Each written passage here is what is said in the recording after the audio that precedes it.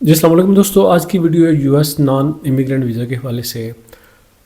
U S کی جو پہلی پالیسی تھی خارجہ پالیسی کے مطابق آپ کسی بھی تھرڈ ورلڈ کنٹری سے جا کے نان امیگرینٹ جو ویزا ہے B1 B2 وہ اپلائی کر سکتے تھے، لیکن ریسنٹلی آپ دیکھ سکتے ہیں نیچے سے سپٹمبر کی ایک پریس ریلیز ہے اناؤنسمنٹ میں، ان کے مطابق آپ کسی بھی تھرڈ کنٹری سے اپلائی نہیں کر سکتے جب تک آپ وہاں کے ریزیڈنٹس نہیں یا آپ اس ملک سے اپلائی کر سکتے ہیں جہاں سے کہ آپ شہری ہیں، جہاں کی آپ کے پاس شہریت ہے، جس کے آپ نیشنل ہیں، یا اگر آپ کسی اور کنٹری میں آپ کے پاس سیٹلمنٹ کا ویزا ہے یا اس کے علاوہ آپ کے پاس ورک ویزا ہے۔ ان دو کیٹیگریز میں آپ جو نان امیگرینٹ کی کیٹیگری اس میں اپلائی کر سکتے ہیں۔ اس کی ہم نیچے جو تفصیل ہے اس پہ بھی کلک کرتے ہیں، جس میں انہوں نے ساری مزید ڈیٹیل بتائی ہوئی ہے۔ اب یہ یو ایس کی آفیشیل سائٹ ہے جس پہ انہوں نے اناؤنسمنٹس لکھی ہوئی ہے۔ اس کے مطابق آپ وہی چیز ہے جو میں پہلے آپ کو بتا چکا ہوں۔ نیچے ایک لسٹ انہوں نے جاری کی ہے کہ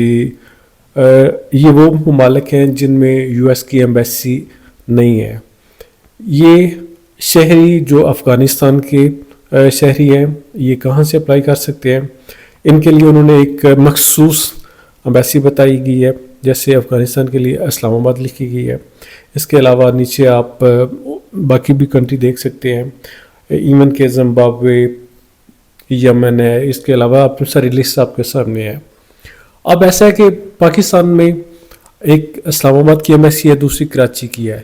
لیکن افغانستان کے جو شہری ہیں وہ کراچی سے نہیں کر سکتے، ان کے لیے مخصوص ایک ہی ایمبیسی ہے اور وہیں سے اپلائی کریں گے،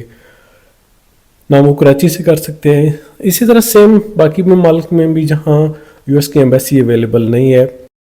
تو ان کو بھی ایک ڈیسٹینیشن دی گئی ہے کہ آپ وہاں سے جا کے اپلائی کر سکتے ہیں۔ دوسرا آپشن یہی ہے کہ اگر آپ کے پاس یو اے ای یا گلف کسی بھی کنٹری میں یا کسی آپ یورپین کنٹری میں آپ کے پاس ورک ویزا یا سیٹلمنٹ ہے تو آپ وہاں سے بھی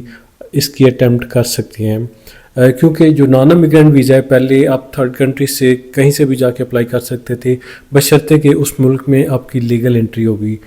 لیکن اب انہوں نے ٹوٹلی کرائٹیریا چینج کر دیا ہے۔